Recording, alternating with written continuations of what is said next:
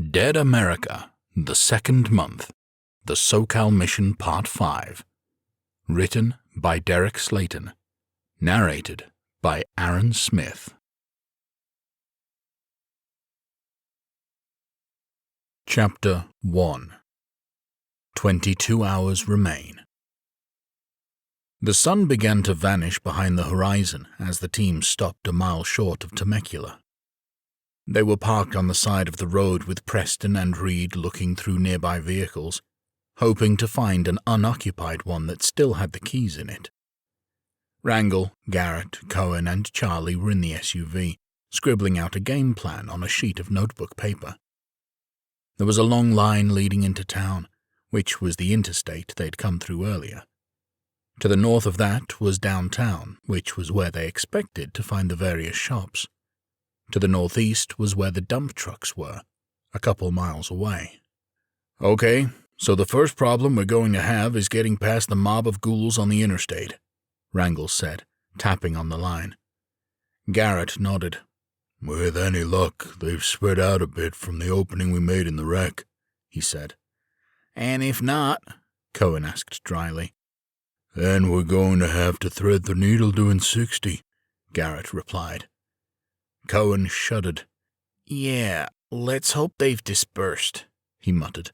"I've seen you at the urinal, and you can't hit that target standing still."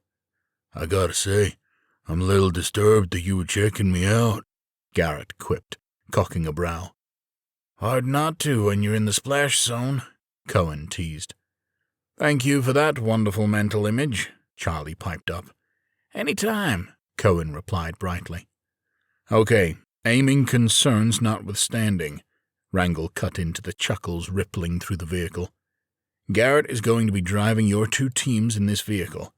Charlie and I will be riding your ass in whatever car they can find us out there. Once we get through the interstate mob, we're taking the first clear exit. Garrett, I'm leaving that decision up to you." Garrett nodded, leaning forward. "First thing that looks even remotely clear, we're off the interstate," he said. "Good. Then you find us the first road headed north and floor it," Rangel instructed. "There's no telling what the downtown shopping district is going to be like. Hopefully, there's a hardware and grocery store that is still somewhat intact." "And if there's not?" Cohen asked, echoing his question from earlier. "Then we're going to have to keep looking," Garrett said. "Maybe on the outskirts of town. Push comes to shove, we're going house to house. We're not getting through those things without some explosives, and we're not surviving until help reaches us without food. We're going to do what we've got to do." Cohen raised a hand. "Speaking of getting through," he said, "how are we getting through that blast door?" "That," Garrett said with a sigh, "is an excellent question. If we were out in the open, we could hook up chains to the dump truck and pull them out, but that's not going to be an option." "How big of an explosion can you make?" Rangel asked. Garrett shrugged, shaking his head. "Going to depend on what I can find," he admitted. "Even if I had access to a fully stocked hardware store, I'm not sure I could make something strong enough to blow those doors open." "What if," Charlie said slowly, "what if we didn't blow them open?" "You have telekinesis or something, man?" Cohen drawled. "Don't tell me you've been holding out on us." Charlie closed his fingers in front of the soldier's face. "If I did, you wouldn't be able to open your mouth right now," he said dryly. Cohen laughed along with the others and waved his hand to encourage the doctor to keep speaking. "If those doors are sealed, then that lock is going to be tough to get through," Charlie continued. "Big deadbolt, probably a few inches thick at a minimum. Instead of blowing it up, we can blow it open." Cohen cocked a brow. "Not sure if I have enough lighter fluid for that one," he said dryly. "Don't need lighter fluid," Charlie said. "Just need some thermite." "You are one wild-ass dude, Charlie," Garrett said, shaking his head slowly. "But man, that's going to take time to set up and light up." "So you can make the stuff?" Rangel asked. Garrett shrugged. "Yeah, it's pretty simple. Just aluminum and iron oxide for the most part," he said. "Just got to get them mixed properly. The problem, though, is that it's not something we're going to be able to light and throw. We're going to have to drill into the door at the lock and pour it in before we can light it. And that's going to be difficult to do with 1,000 of those things all clamoring for us." Cohen's eyes lit up like he'd just gotten the greatest idea in the history of ideas. He bounced up and down in his seat like an excited child. Wrangle blinked at him. "Something you want to share with us, Cohen?" he asked dryly. "I know how we can get the time," he declared, and then just sat there, a huge smile on his face, while everybody stared at him. Garrett whirled a hand in the air. "Well, don't keep us in suspense, man," he urged. "We use the dump truck," Cohen said. "The door is going to be too high to do this from the cab," Garrett argued. "Plus, we're not going to want to be that close while this stuff is burning off." Cohen shook his head, waving his arms back and forth in front of his face. "No, not the dump truck itself," he said. "What's in the dump truck?" The rest of the men shared confused looks. "You may want to expand on that a bit," Charlie suggested. Cohen leaned forward conspiratorially. "We use the truck to push through those things. Then we back it up and dump the tons of fill dirt right in front of the door," he said, glee in his eyes. "That gives us an elevated position to fight from, and after some digging to the door, will give us some room to operate." Wrangle's brow furrowed. "And what about the zombies we cover with dirt?" he asked. "Definitely going to have to watch out for them," Cohen admitted. "But if the weight doesn't kill them, it should be enough to cripple them." Wrangle and Garrett shared a glance and a shrug. "Not the biggest fan of this idea, but I can't think of a better one," Garrett admitted. "My only question is, how are we going to get the door open? That's going to be a lot of weight in front of it, so pulling those doors isn't going to be easy." "Might be able to take it off the hinges if you can make enough thermite," Charlie said. "So if there's not enough room to pull it open, we can push it in. It's going to take extra time, but it should be doable." Garrett sighed. "That's going to be a buttload of thermite," he said. "Can you make enough?" Wrangle asked. "Gonna have to find a way," Garrett replied with a shrug. "Even with the thermite, I want some explosives," the sergeant said. "Oh, you better believe some stuff is going to go boom," Garrett promised. Reed rapped on the window, and the soldiers turned to face him and Preston standing outside. "We got you some wheels, Sarge," the corporal said. "Not the most luxurious ride, but it's sturdy and got half a tank of gas." "We did our part," Preston added. "Did you guys come up with a plan for us?" Wrangle cocked a brow. "In a manner of speaking," he said. The soldiers outside shared a concerned look. "Not the full-throated hell yeah I was hoping for," Reed quipped. "On a scale of 1 to fucked, how bad of a plan is it?" Garrett winced. "Gonna need about 20 steps after fucked," he said. Reed let out a horror laugh, shaking his head. "I'm starting to be relieved that my ticket to the other side is already punched," he drawled. "I'd hate to have to try to feign hope at that." "On that uplifting note," Wrangle said with a chuckle, "let's get this show on the road. Clock's ticking." Garrett moved over to the driver's seat as Wrangle and Charlie got out, heading to the old-school sedan idling just behind them. It looked like something out of the 80s, back when bigger was better and nobody cared about gas mileage. "I know we're only going a few miles, but you think half a tank is going to be enough in this thing?" Charlie asked, clearly worried. "Yeah, we'll be fine," Wrangle said with a sharp nod. "My pops drove one like this, so I know how to squeeze a few extra miles out of it. Although, I will say it's a good thing it's only a one-way trip up there." The two men laughed as they got in. The red leather interior was still silky smooth, just like it was just coming off the factory line. "Not sure who owned this beautiful behemoth," Charlie said, "but they took good care of it." "A darn shame we're going to have to run over zombies with it," Wrangle said with a sigh, and hit his communicator. "All right, Garrett, you ready?" he asked. "Try to keep up.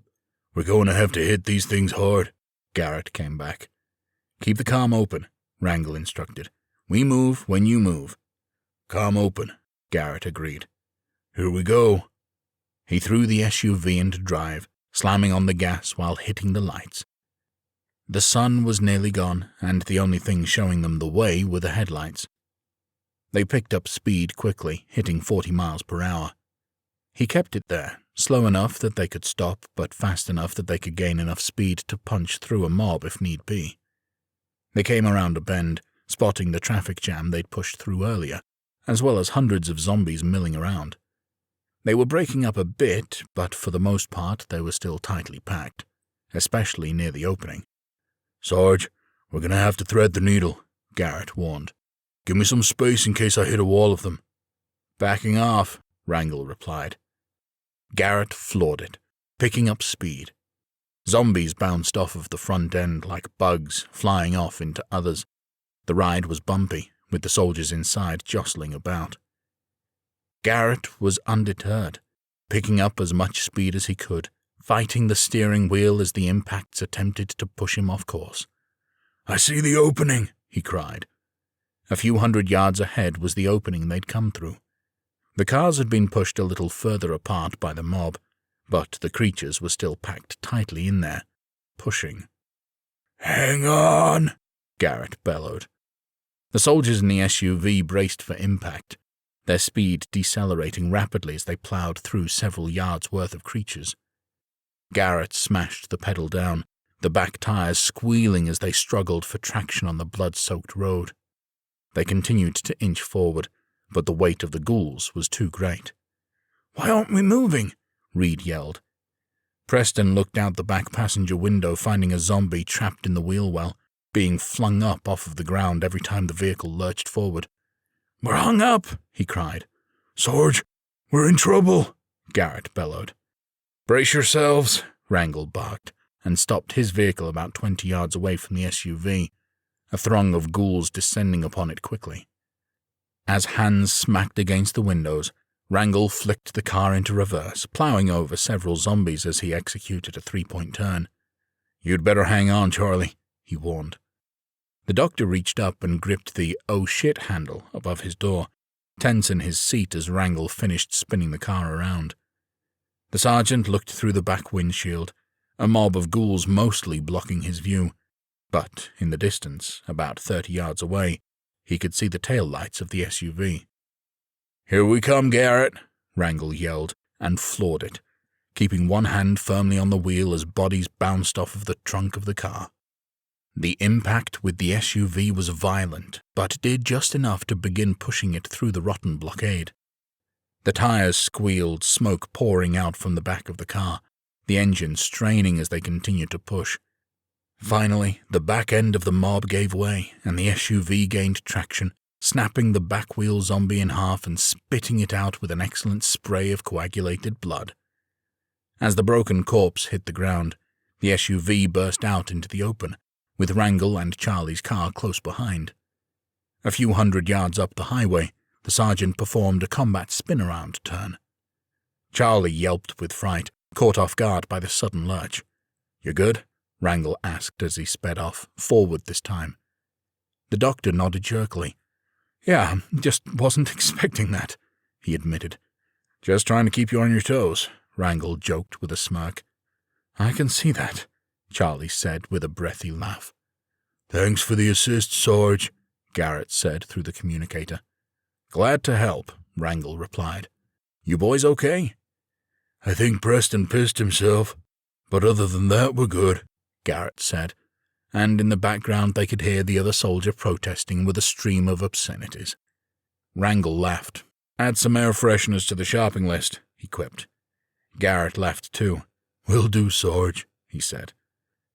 The SUV led the convoy off of the interstate, which had a smattering of zombies, but nothing approaching a dangerous threat. Wrangle pulled up beside them, giving a thumbs up as the two vehicles readied to head off on their assigned missions. "Touch base in 30, Wrangle said. "Be safe, Sarge," Garrett replied. The two teams veered off into the night, the danger just beginning. Chapter 2. Garrett pulled the SUV off of the road and into a small parking lot, a good half-mile away from downtown. There were half a dozen zombies in their general area that took notice, and began shambling their way, but still 10 to 15 yards away. "Take care of the unwanted company," Reed instructed. "I'm going to do some scouting." The men all agreed in the affirmative as they exited the vehicle. Reed took a few moments to check and make sure he had the night vision scope, while the others worked at the ghouls. They were spread out thin, so each man picked a couple, casually jamming their blades into skulls and dropping them to the ground. Reed got his stuff together and started walking briskly, sidestepping a zombie and giving it a bit of a shove to the side, not worried about the threat in the least, and leaving it for one of the others to take care of. The corporal walked across the parking lot to a single-story building that had an SUV wrecked into the side of it. He hopped up on the back, up to the hood, then made the jump over to the roof of the building. His shoulder burned with pain as he pulled himself up, reminding him that his time was short. "Son of a bitch, that stings," he hissed, but powered through, making it to the top of the building. He rolled over onto his back, taking several deep breaths to contain the pain. He put his hand on the wound, pressing down to make sure it wasn't bleeding again. He gritted his teeth together in pain, but huffed as he sat up. "Come on, asshole. You want to spend your last hours cringing and whining?" he muttered to himself. "Get your ass up." He got back to his feet and moved over to the far corner of the roof, taking a knee and pulling out his scope. He fired it up, flicking on the night vision and looking towards the downtown area. It didn't take long for him to know it was going to be a rough night. He grunted under his breath. "Just once this trip. Can something be even remotely easy?" he huffed. Reed looked back through the scope, seeing the horror of downtown. Zombies were packed tight on the street, with barely a pathway through them. Some of the storefront windows have been busted out, with ghouls walking in and out freely. A few of the buildings have remained sealed, however. He started to look closer at the buildings, hoping to see a sign on them or see displays to figure out what kind of stores they were. He scanned slowly along the front of the buildings, muttering to himself when he didn't see anything of value. Restaurant, coffee shop, clothing store. Did any non-hipsters live in this town? He asked with a sigh. I know it's California, but damn, come on. He continued to scan the far side of the road, nothing coming up on the first block, and stores began to get harder to see on the second block, given the distance and angle. There were more useless stores, but one display in the middle of the long stretch gave him a bit of hope. A lawnmower display. He shrugged, lowering the scope. Well, it's better than nothing, he muttered. Reed pulled the scope back up, surveying the zombies packed tightly on the road in front of the Target store. He scanned back across the units for the different stores. Once it reached the end of the road, he looked for a way up, and nothing from the side of the building. Not that it mattered that much, since more monsters were packed in the side street as well. Reed let out a defeated sigh before heading back to the ground and to the others. As he walked up to the SUV, the 3 other soldiers were standing about, readying their gear for the assault. "Find anything useful?" Garrett asked, turning towards him. "I think I found a hardware store," Reed said. Preston's brow furrowed. "You think?" he asked. "There was a lawnmower display in the front window," the corporal explained, "and the glass wasn't broken, so a decent chance it's not flooded with those things inside." "Where's it at?" Garrett asked. "Once you hit downtown, it's the second block," Reed explained, "about halfway up across the street." Garrett and Preston shared a glance and shrugged. "We've gone in with less info before," Garrett said. Preston shuddered. "Yeah, and I still have nightmares about those runs too," he said. "Come on, where's your sense of adventure?" Garrett teased. His companion wrinkled his nose. "About 20 fights with these things ago," he quipped. "Fair enough," Garrett replied with a chuckle. "So, Corporal, any hope of getting in through the front door?" "Not a chance in hell," Reed said brightly. "Only way is going to be going in through the back, but with as packed as the street is, you're going to have to come at it direct." Garrett tilted his head back and forth. "Couple blocks over before up?" he asked. "At least," Reed replied. If you have the energy, I'd say 3 blocks minimum. Half the town is out and about tonight." Cohen nodded. "Any leads on food?" he asked. Reed shook his head. "Couple of restaurants, so likely nothing we can use there," he said. "Unless you want month-old room temperature raw meat." Cohen pursed his lips. "I'm okay there, if you want to keep looking," he said. "From that vantage point, I could only see the far side of the street," Reed admitted. "I'm going to scope out the other side of the street and hope there's a store with something non-perishable." Garrett checked his communicator. "Preston and I will be on Channel 6, he said. "Unless you need us for something. I'd like to get a move on." "Yeah, you two head out," the corporal said. "Let me know when you get inside. I'll let Sarge know what's up." "All right. Good luck, Reed," Garrett said. "If you're taking food requests, I want something with nacho cheese flavor," Preston joked. The corporal winked at him. "Just for that, I'm going to make sure everything is sour cream and onion," he said.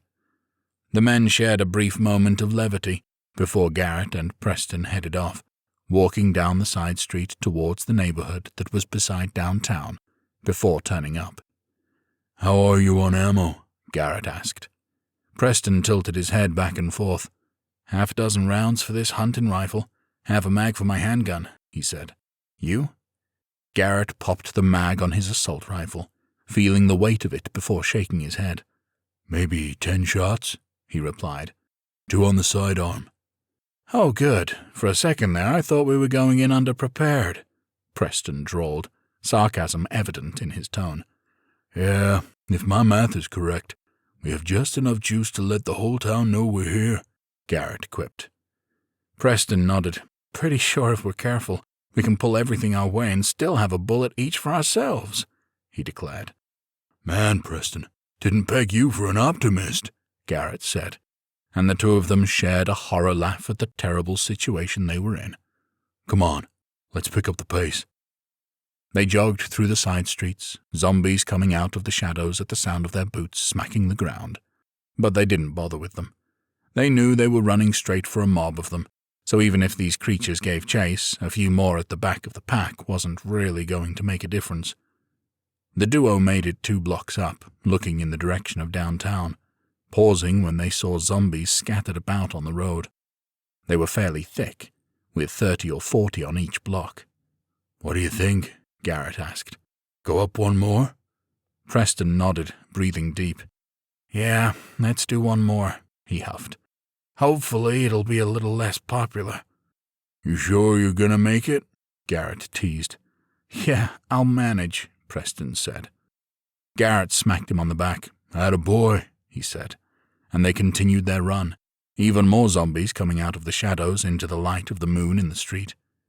Still more zombies came out of the shadows, emerging into the light of the moon as they hit the street.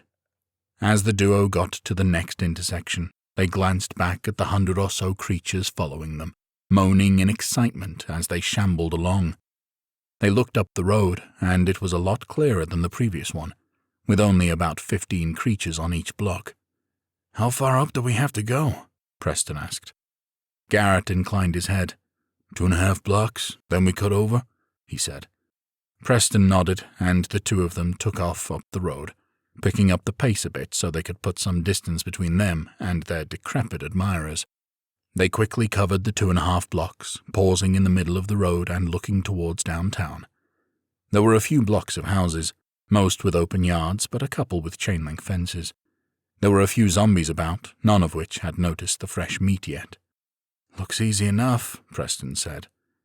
Garrett glared at him, holding up a finger. "You jinx us, and I swear I will beat your ass," he promised. Preston raised his palms. Sorry, he gushed. "Come on," Garrett said, and led him off of the street and into the yards. There were large trees blocking out the moonlight, making it a little difficult to see any potential threats ahead. As they got to the second yard, which faced the next street, the noise made by the ones behind them had attracted attention. Garrett stopped cold, reaching out and grabbing Preston by the shirt. 15 creatures were coming at them, crowding between the fairly narrow alley between the two houses.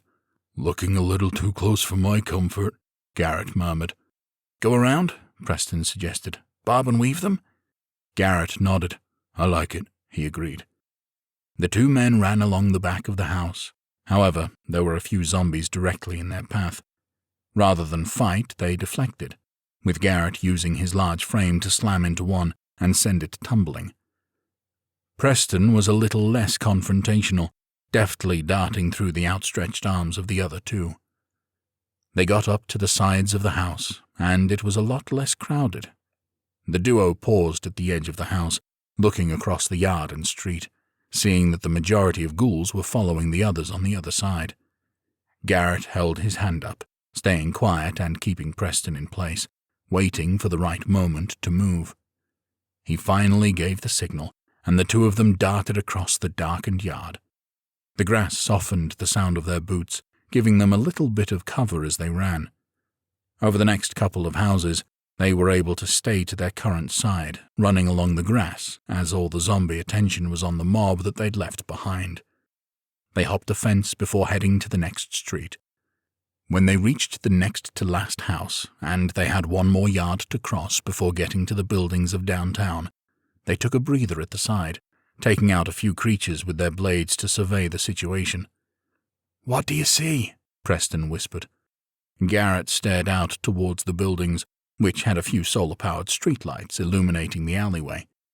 There were a couple dozen zombies between them and the alley, with dozens more stretched alongside the back of the building. It was a straight shot to the buildings with no fences. They listened closely, able to hear the dull roar of the mob on the other side of the street. "We have a major problem," Garrett murmured, nodding and motioning for Preston to take point and look outside. The mob of ghouls stood proudly between them and the door, and Preston could hear the hundreds more just around the corner. He muttered a curse under his breath and ducked back. "What are the odds they left the back door unlocked?" he whispered. "Not sure I can count that high," Garrett murmured back. Preston leaned back out again, spotting skylights at the top of the building, just below the roof. It was far too high off of the ground to reach on their own, especially with only two of them. "That looks like the only way in," Preston said, pointing. Garrett leaned out and looked, sighing and shaking his head. Preston's brow furrowed. "You don't like the plan?" he asked. "Nah, just don't like the idea of you being right," Garrett admitted. Preston smirked. "Well, I did my part," he said. "All you have to do is figure out how the hell we're getting up there." Garrett looked at the house next to them, at the garage attached to it.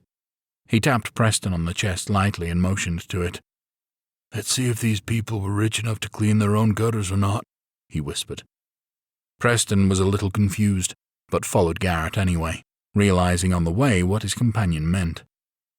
He wasn't entirely sure how Garrett planned on setting up a ladder in the middle of a throng of zombies, but it would be a moot point if they couldn't find a ladder in the first place. The two of them ran over to the house, Preston breaking off to jam a knife into the skull of a lone zombie by a swing set in the backyard.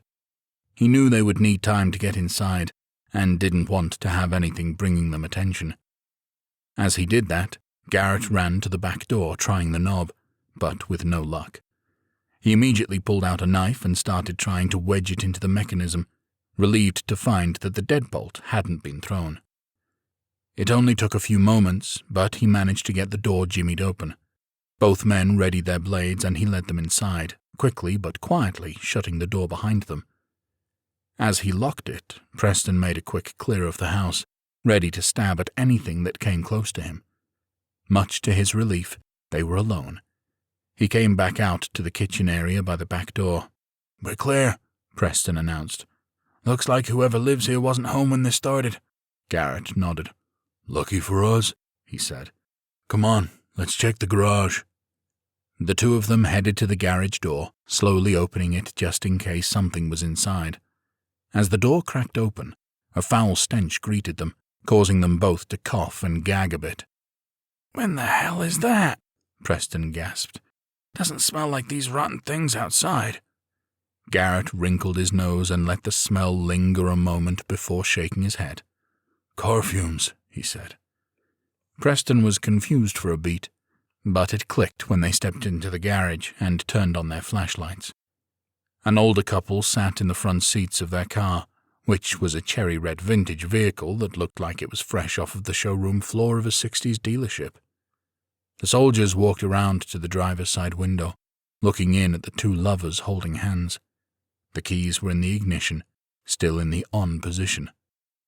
"Not the worst way to go these days," Preston murmured solemnly. "Couple of old-timers like that," Garrett agreed. "They knew they weren't going to last long. Better than starving to death or getting eaten." He paused, cocking his head towards his partner. "There is a silver lining, though." Preston blinked at him. "Only you could see a silver lining in this scene," he scoffed. "What could it possibly be?" "These old-timers like to do their own work," Garrett said, and ran his flashlight along the side wall of the garage. Sure enough, there was a 10-foot ladder hanging there, made of metal. It looked like it was as old as the car. "Great.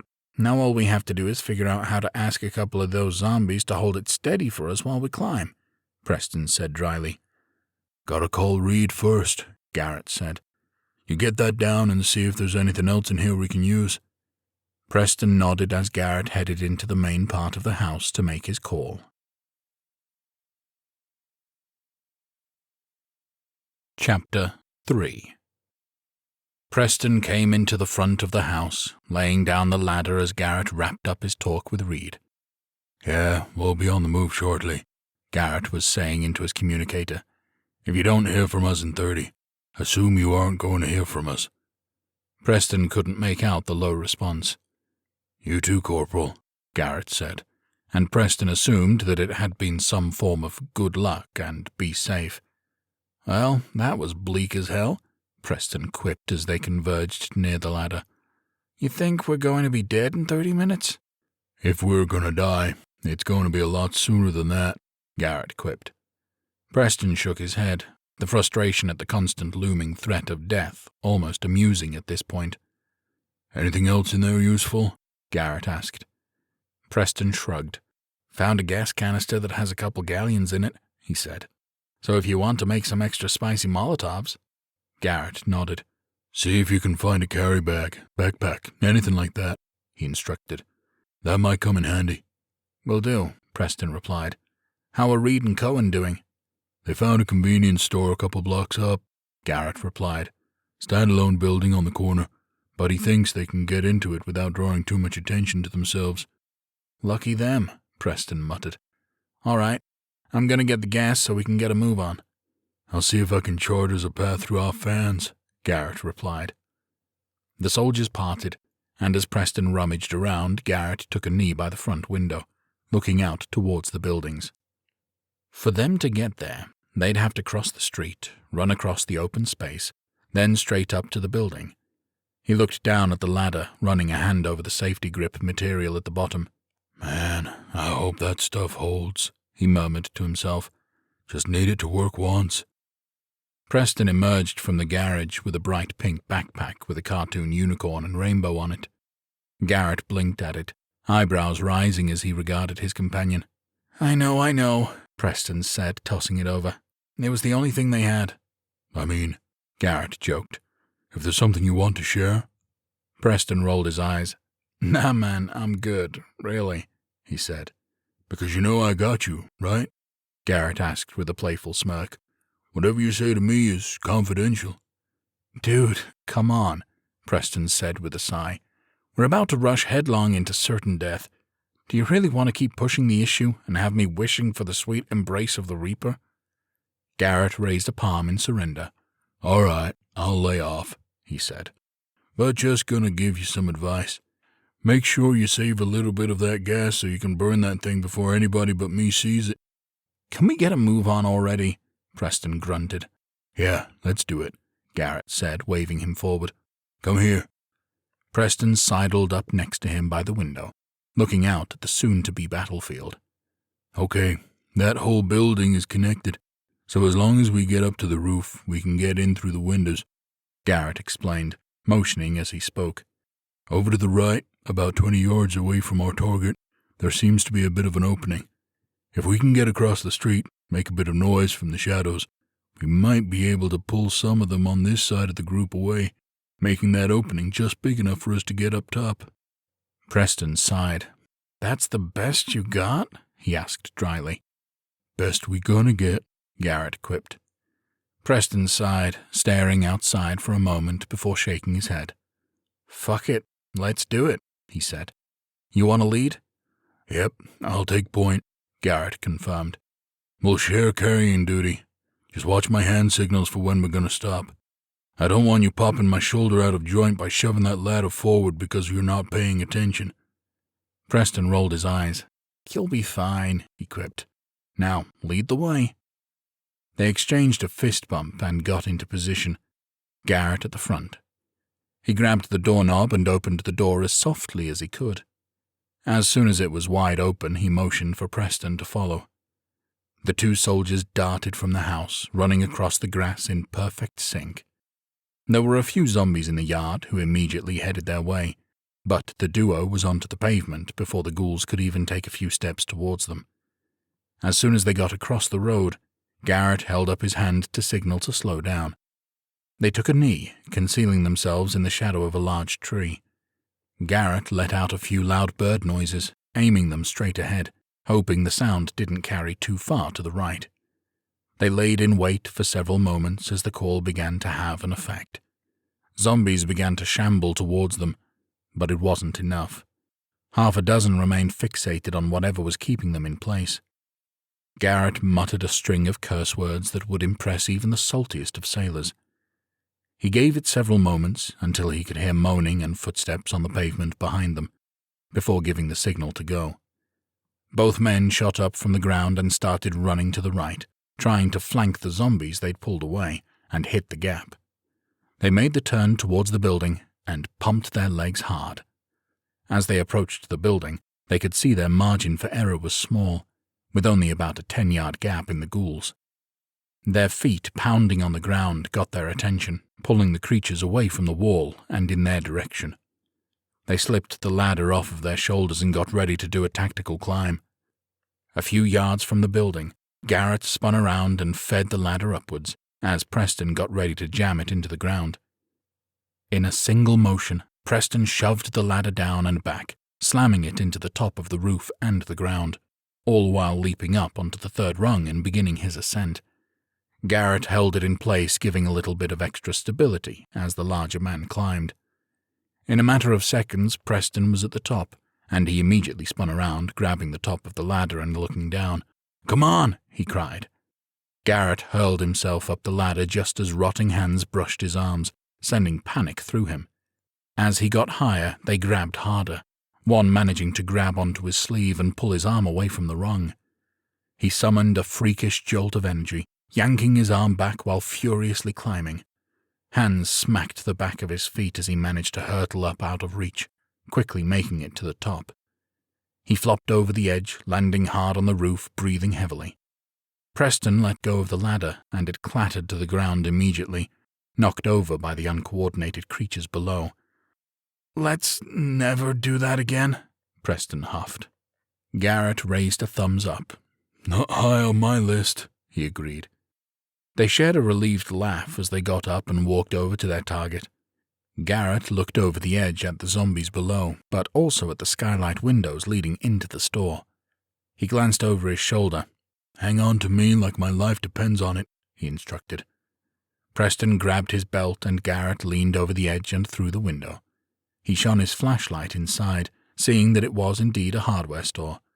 "All right, pull me up," he said. "We golden?" Preston asked. Garrett nodded. "We're golden," he confirmed, and pulled out his communicator. "Hey, Reed, you copy?" "What's your status?" the corporal came back. "On the roof. Looks like you found us a hardware store," Garrett reported. "What's your status?" "Going to be moving on the store in the next minute or two," came the reply. "I'll let Sarge know what's up," Garrett said. "Copy that," Reed replied. The private switched the channel over and asked, "Sarge, you copy?" "What's your status?" Wrangle came back immediately. "Preston and I are on the roof of a hardware store, about to breach," Garrett said. "Doesn't look like any resistance inside." "Good.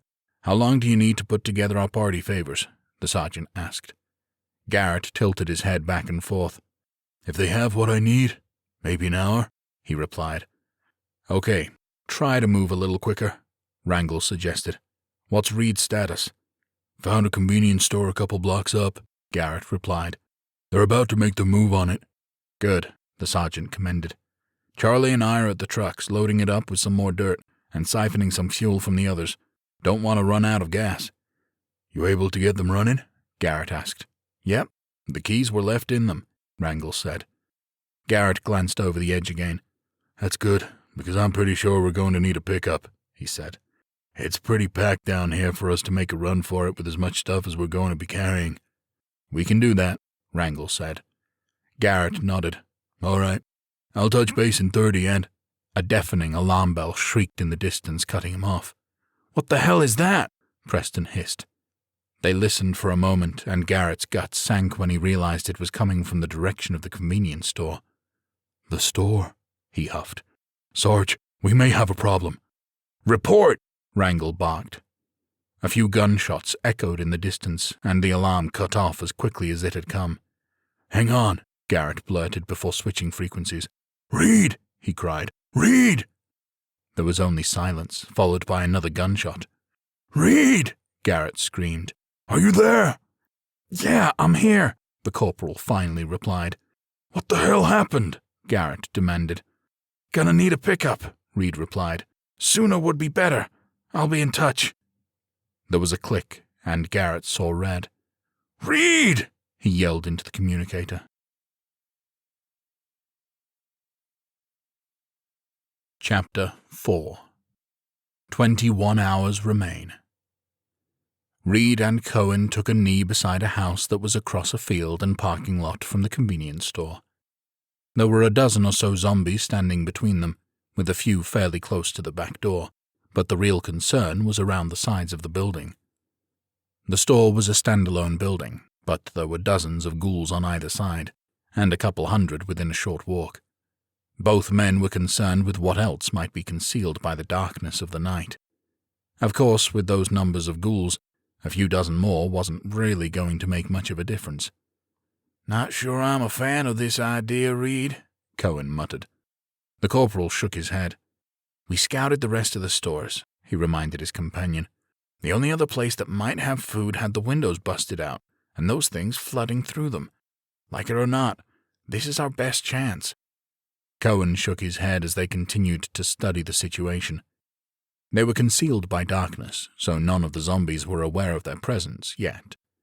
Reed took the scope from his rifle, which wasn't even night vision, and looked through it towards the back door. Even in the darkness, he could see it wasn't a security door, just a standard safety glass door. It's not even a security door, he said. We can get in easily. He held up a crowbar he'd picked up on the way. Cohen took a deep breath, still shaking his head, clearly still not thrilled about it. Okay, he said with a sigh. How do you want to play it? Reed studied the situation, contemplating for a few moments. We're going to run like hell to the door, he finally declared. Don't worry about fighting anything. Just knock 'em down and run by 'em. It's not going to take me long to get that thing open. We get inside, lock it up, then go shopping. Great, Cohen quipped. So how are we getting out? One problem at a time, Cohen, Reed said brightly. One problem at a time. Cohen let out a defeated sigh as they prepared to move. They gave a silent countdown nod to each other before springing out from their hiding position. They raced across the field, headed towards the street and parking lot. As soon as their feet hit the pavement, the noise began drawing attention. The ghouls shambled towards them, letting out their moans for their undead comrades to hear. The two men lowered their shoulders and plowed through the first wave, getting closer to the door. There were 4 creatures within a few yards. Reed swung his crowbar, cracking one of them in the head while Cohen jammed his knife into the skull of another. The blade became stuck as he tried to pull it out, forcing him to let go of it and shove the corpse to the ground. He didn't have time to fight for it, so he quickly yanked out his machete and went to work, swinging hard across his body and catching another zombie in the head, kicking it backwards to free the weapon and knocking it into the other one.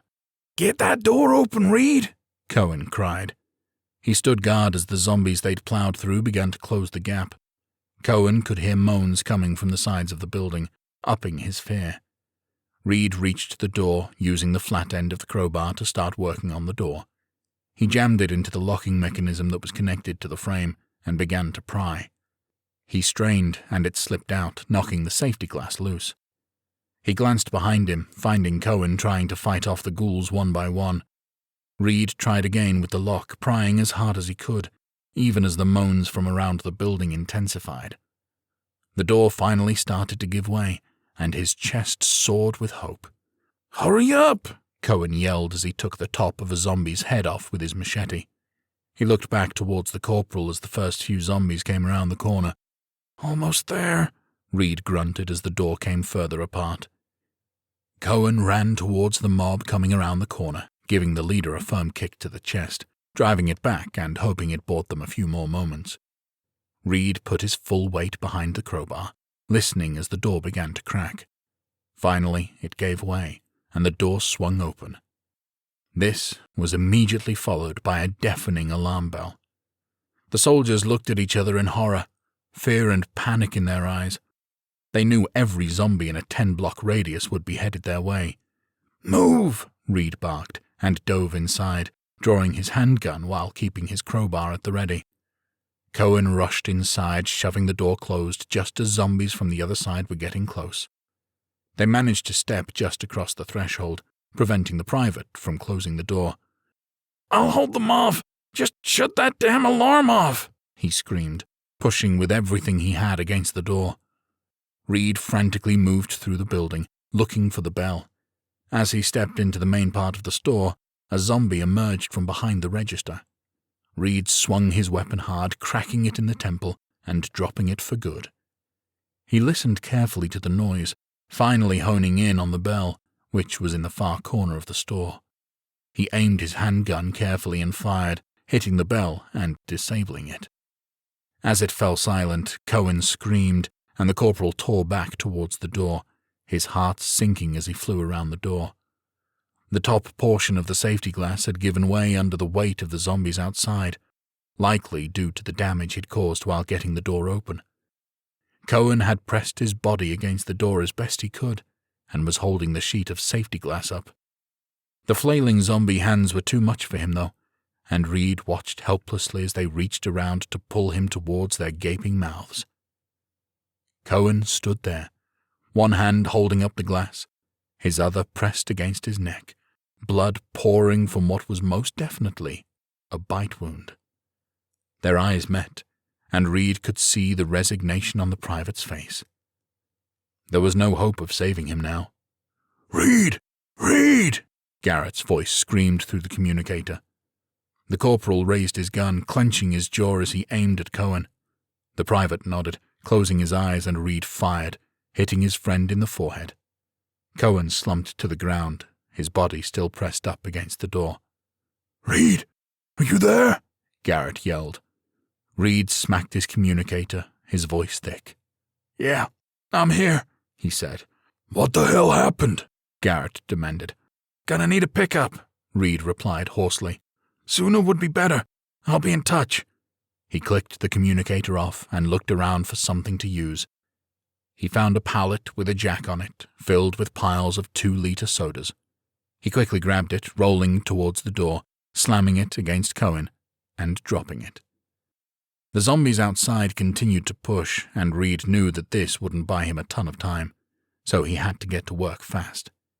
Besides, it kept him from thinking about Cohen, about yet another life thrown away for this damn mission. He ran to the register, grabbing a handful of bags and running down the aisles. He shoved everything he could into them: crackers, chips, candy bars. If it was edible, he grabbed it. All the while, the pallet inched inwards, creaking and scratching against the floor, a constant reminder that he was on a short timer. It took a few minutes, but he managed to clear the shelves of everything that was edible. He glanced down at the 7 bags full of goods. He shook his head. There was barely enough there to sustain one person for a month, let alone the 4 that were currently alive. "Better than nothing, I guess," he muttered. The noise from the door became more intense as the pallet moved far enough along that zombies were able to get in through the door. Excited moans echoed throughout the store, getting Reed's attention. He looked back to the doorway at the first few creatures making it inside. He frantically looked around for an escape, seeing a small supply closet on the side of the building. He did one more head turn, spotting zombies pressed up against the glass outside, and more creatures forcing their way in. Out of options, he headed for the closet. "I hope there's roof access," he muttered as he ran, bags in hand. He threw it open and dove inside the small space, slamming the door behind him. He secured it as best he could, and thankfully the door opened outwards, so it would be difficult for the ghouls to get inside. Reed caught his breath in the total darkness, dropping the bags and pulling out his flashlight. His heart dropped when he realized it was a self-contained room, with no ladder leading up to the roof. "Well, fuck," he muttered, and clicked on his communicator. "Sarge, you copy?" "Reed, where the hell have you been?" Wrangle snarled. "Garrett said he heard gunfire." "Yeah, we set off the alarm getting into the building," the corporal said. "Are you secure?" Wrangle demanded. The corporal sighed. "In a manner of speaking," he said slowly. "I'm in a supply closet. Store is packed with those things, and I have no way out." "What about Cohen?" Reed took a deep, shuddering breath. "It's just me now, Sarge," he said hoarsely. There was a moment of silence, and then Wrangle came back, grief straining his voice. "Is he down for good?" he asked. "Yeah, don't have to worry about a runner," Reed replied, scrubbing a hand down his face. "I'm sorry," Wrangle said quietly. The corporal let out a humorless laugh. "On the bright side, I won't have to live with that image in my mind for very long," he offered. "Just hang tight. We're coming to get you," Wrangle said firmly. Reed leaned his head back against the wall. "Sarge, I'm not going to survive the day," he said. "No need to waste the time or energy on me." "Corporal, I am not in the habit of leaving men behind," Wrangle snapped. "I'll be damned if I'm starting today." Reed sighed. "Wrangle, Besides, you got us some food, right?" The sergeant cut in, his tone that forced joviality that his team knew and loved. Reed looked down at the bags on the floor, a small smile curling his lips. "Not sure I'd classify some of this stuff as food," he said. "But yeah, I got some semi-edible things for you guys." "Then we're coming to get you," Reed said firmly. "Just need to figure out how to get you out." Reed pointed his flashlight at the ceiling, which was made of poured cement. "Might be able to get in through the roof," he joked, "with some sledgehammers and a bit of elbow grease." "I'll let Garrett know to add that to the shopping list," Wrangle said dryly. "I'm on the west side of the building. Dead center," Reed said. "Hang tight. I'll let you know when we're close," the sergeant promised. The line went dead, and Reed pressed his back against the wall with another sigh, lowering himself down on the floor. Zombies pounded on the door in a hellish rhythm, and he looked down at the bags by his feet. He dug through the closest one, finally finding a large bag of nacho cheese-flavored chips. He smirked as he cracked it open, taking a long whiff of the artificial scent. "Not much of a last meal, but at least I get to go out getting one over on Preston," he said, and popped a crunchy chip in his mouth.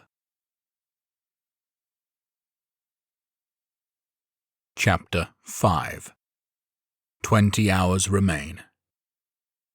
Charlie sat on the top of the truck, looking out over the darkened area with the night vision scope.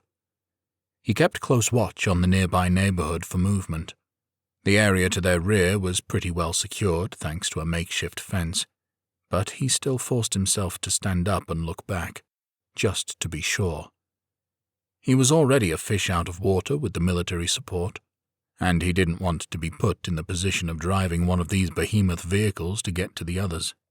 "How we looking up there, Charlie?" Wrangle asked. The doctor shook his head. "Still seeing some movement in the neighborhood, but nothing coming our way yet," he said. "Good," Wrangle replied. "I need about 10 more minutes until we're ready to go."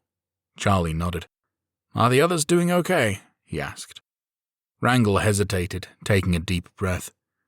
"The ones that are still standing are," he finally said. Charlie kept his mouth shut. He could hear the pain in the sergeant's voice, and didn't press the issue, simply nodding and pulling the scope up to keep scanning the area. "I'll make sure nothing gets close," he said. "Thank you, Charlie," Wrangle said. "Now I got one more of these trucks to hit, so if you see something, then you need to yell." Charlie gave him a thumbs up, and Wrangle walked away, carrying 2 large 10-gallon gas cans. They were light for the moment, but a little difficult to maneuver with. The final target truck was about 50 yards away, sitting alone. Wrangle made it within 10 yards of the truck, dropping the cans gently in the dirt before pulling his knife. He could hear some shuffling coming from the other side of the massive vehicle and readied himself. He slowly moved around the front of the truck, looking down the other side of it, seeing 4 creatures that had become caught up in some of the makeshift netting that had been used for fencing around the site.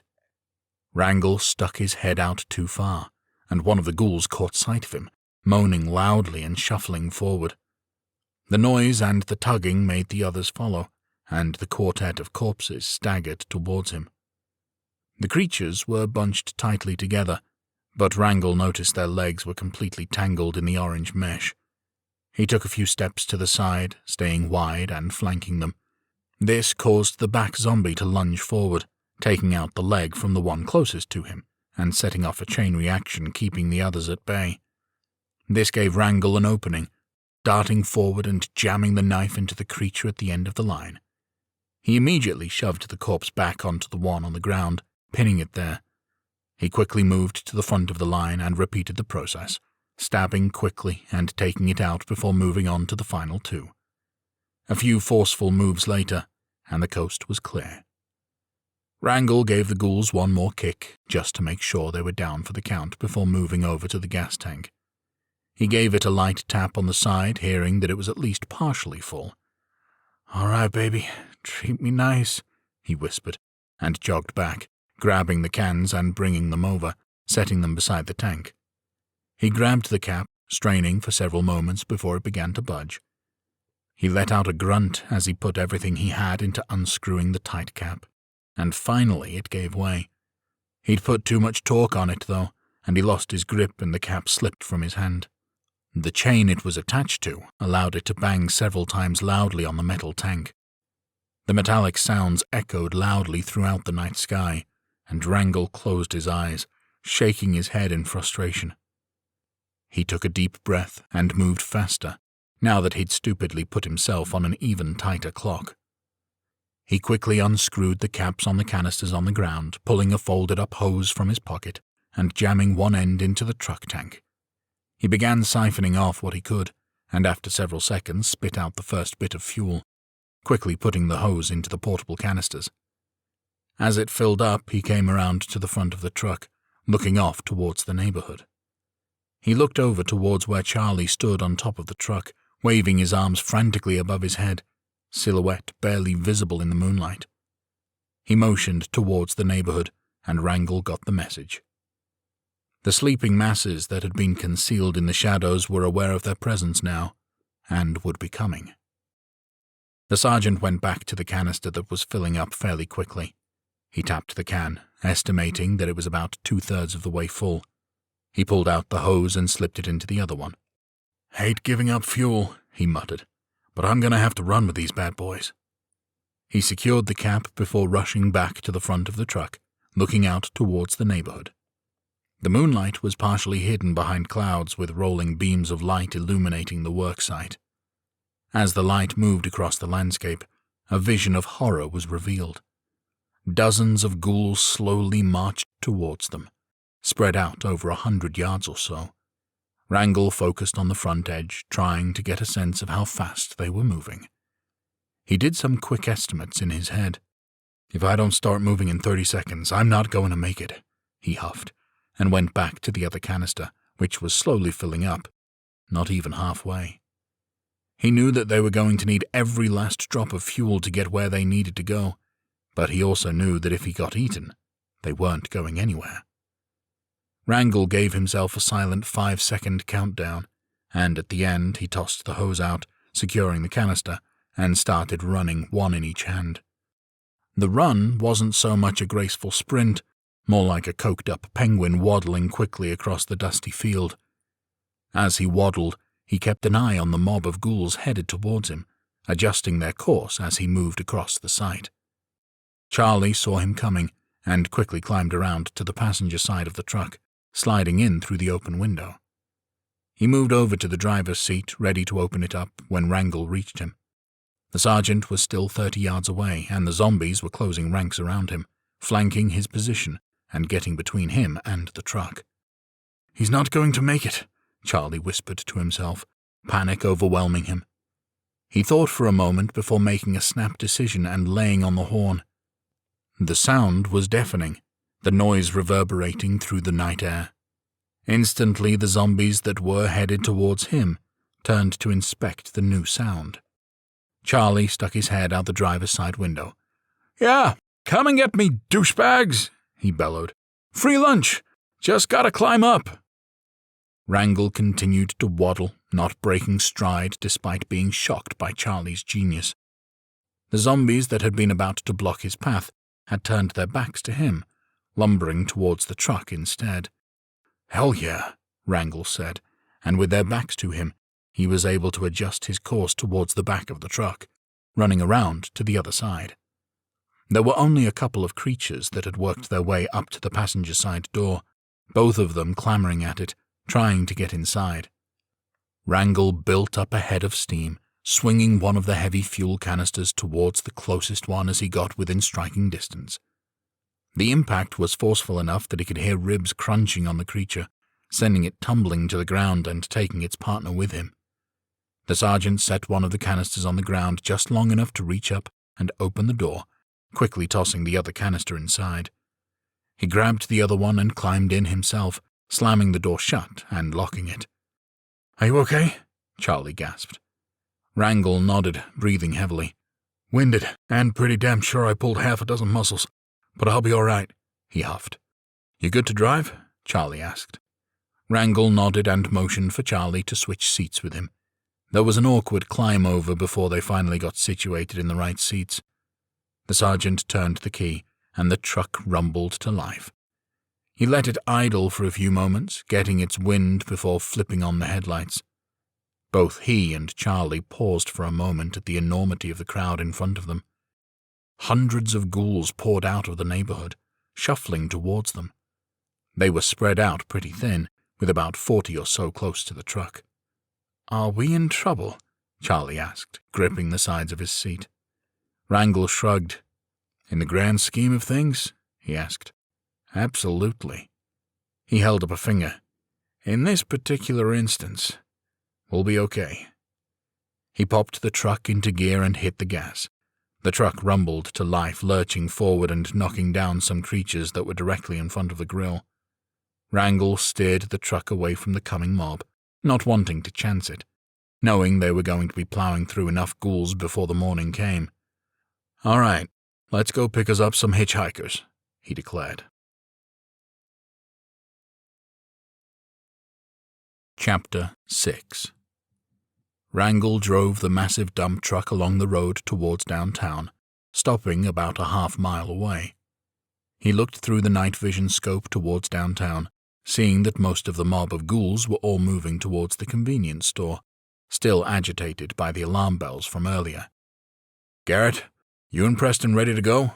Wrangle asked into the communicator. "Getting up to the roof now," Garrett replied.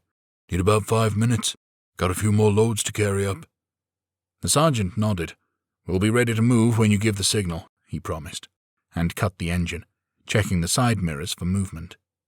When he didn't see any, he glanced at Charlie. "Double-check me. You see anything moving back there?" he asked. The doctor looked out his side, seeing nothing. "I'm not seeing anything either," he replied. "Why? What are you going to do?" "We're at half a tank. I gotta dump everything I have in there," Wrangle replied. "If we need to stop again and find fuel, I'd rather know now than when we're close." Charlie nodded, and Wrangle pulled his knife out, doing one last check to make sure they were alone, before hopping out of the truck. He landed as softly as he could on the ground, blade ready to strike as he looked underneath the vehicle for movement. There were random appendages sticking out along the undercarriage, but nothing whole. He motioned for Charlie to pass over the first canister. "You watch my ass," he said, and the doctor nodded, pulling up the night vision scope, focusing on the area directly behind the sergeant as he took the canister to refuel. "I've got something about 30 yards away, coming slowly," he reported. Wrangle nodded as he unscrewed the cap. "Keep watch, and let me know when it gets close," he instructed. He was extra careful to unscrew the gas tank top, not wanting a repeat of earlier. Once again, he carefully poured in the fuel, the canister getting lighter and lighter. "We might have trouble," Charlie hissed. Wrangle leaned back, still pouring. "What is it?" he asked. "Half a dozen coming our way," Charlie said. 15 yards out." Wrangle shook his head, trying to pour faster, and finally the last of the fuel disappeared into the tank. "Running out of time!" Charlie hissed more loudly. Wrangle turned and threw the canister as hard as he could into the shadows, hitting one of the creatures in the chest, agitating it. Moans erupted from all around them as the sergeant hopped back into the cab. "Gonna have to do for now," he grunted. "Is that the half-can there?" Charlie tapped the side, listening to the sound, and nodded. "I think so," he said. "Okay, Sarge. We're as ready as we're ever going to be." Garrett came through the communicator. "Okay, we're rolling down Main Street," Wrangle replied. "Be ready." "Copy that," Garrett replied. The sergeant fired up the truck, giving it a few seconds to warm up before popping it into drive and hitting the gas. As they started to roll down the road, the noise attracted some of the ghouls that had been walking towards the convenience store. They spotted Garrett and Preston on top of the hardware store waving. Wrangle pulled the truck up on the sidewalk, rolling over several zombies and shoving others out of the way. Charlie rolled down the window as they grew close. "Hey, baby, how much you charge?" he joked. "More than you can afford, sweetheart," Preston quipped. Everybody chuckled as the duo on the roof judged the distance over to the truck. It was about a 15-foot gap, easy enough to jump with only a couple of feet down, given the size of the massive vehicle. The fill dirt was piled high all the way to the top. "I think it will be easier if we just ride in the back," Garrett said. Preston shrugged. "Not like we're going that far yet," he agreed. Both men started tossing bags of stuff across, as well as numerous sledgehammers and pickaxes. Once they were loaded up, they jumped over and got seated in the dirt, giving the roof a smack. Wrangle put the truck in gear and headed off towards the store. He tensed as they approached the mob, which was easily several hundred deep and packed tightly. "You good, Sergeant?" Charlie asked, cocking a brow. "In theory, this truck should be strong enough to plow through those things," Wrangle replied, taking a deep breath. "Just gotta hope I'm right." Charlie tensed up as well, holding his breath as they approached. A few moments later, the truck impacted the ghouls, lurching them forward as it slowed down. They pushed along a bit, slowly but surely, getting close to the building. Wrangle's tension eased with every yard they moved forward, becoming more and more confident in the big truck's ability to get the job done. Finally, they were at the side of the store, and he parked and shut it down. He knocked on the roof of the cab and heard the two men in the back clamber over and hop onto the roof of the building. "I want you to stay in the cab while we get this done," Wrangle instructed. "Could be a while, so get some sleep if you can." As if on cue, the moans outside grew even louder than before, a cacophony of death. "Nothing like catching some shut-eye to my very own zombie white noise machine," Charlie quipped. Wrangle shrugged. "With a truck like this, you might be able to find some noise-canceling headphones in the glove box," he suggested. Charlie shook his head. "It's all good," he assured him. "As tired as I am, I think I could get some sleep even if one of those things were gnawing on my leg." "Just don't put that theory to the test," Wrangle said, and they shared a chuckle. Charlie settled into his seat as the sergeant climbed out the window, high enough off of the ground that it was out of reach of the ghouls below. Preston held out a hand from over the roof, helping him up. Wrangle went up and over onto the roof, glancing down at the duffel bag and collection of tools. "So, what we got?" he asked. Garrett motioned to the truck. "Had enough material in the store to make 4 pipe bombs and 4 thermite devices," he replied. "Grabbed every shovel they had and picked up some road flares so we can see what we're doing." "Then what's in this bag?" Wrangle asked. Garrett opened it up with a grin, revealing some heavy-duty metal spikes. "If this thing is tougher than we think," he explained, "I figured we could burn a pipe bomb, spike down into the cement and blow a hole in it." "Yeah, and if Reed complains, we can just tell him it's not the worst thing to happen to him today," Preston added. Garrett winced. "I'll let you deliver that message," he drawled. "I'm not keen on getting shot today." The men chuckled, and Wrangle turned, pointing to the target. "Center of the building on that side," he said. The men walked over and slammed their hammers down onto the roof, cracking it away piece by piece. The moonlight was just bright enough to light their way. "Hey, Reed, you there?" Wrangle asked into the communicator. "Of course I am," the corporal quipped. "Where else would I be?" "Can you hear us above you?" Wrangle asked. "Yeah, but it's a dull sound," Reed admitted. "Gonna take a while to break through." The sergeant smirked. "If we haven't broken through in an hour, we're going to get creative," he said. "Is that your way of telling me to find something sturdy to cover my head with?" the corporal asked dryly. Wrangle chuckled. "That obvious?" he asked. "This isn't the first time I've had Garrett try to get me like this," Reed replied. "The concussion from last time was so bad that I had to watch a video just to remember it." The sergeant barked a laugh. "We'll try and go easier this time," he promised. "Sit tight." He clicked off the communicator and watched as Preston and Garrett began to hammer away at the roof, silently praying it wouldn't take too long. Chapter 7. 18.5 hours remain. The soldiers had done a solid job of putting a dent in the roof, carving away nearly a yard's worth of concrete, but there was still a ways to go. All three of them were tired from the constant swinging, slowing down in both speed and power. Garrett swung one more time, barely putting a dent in the roof before tossing it to the side.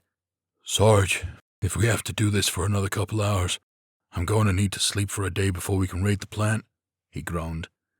"I'm with Garrett on this one," Preston agreed. "This isn't going to cut it." Wrangle nodded in agreement.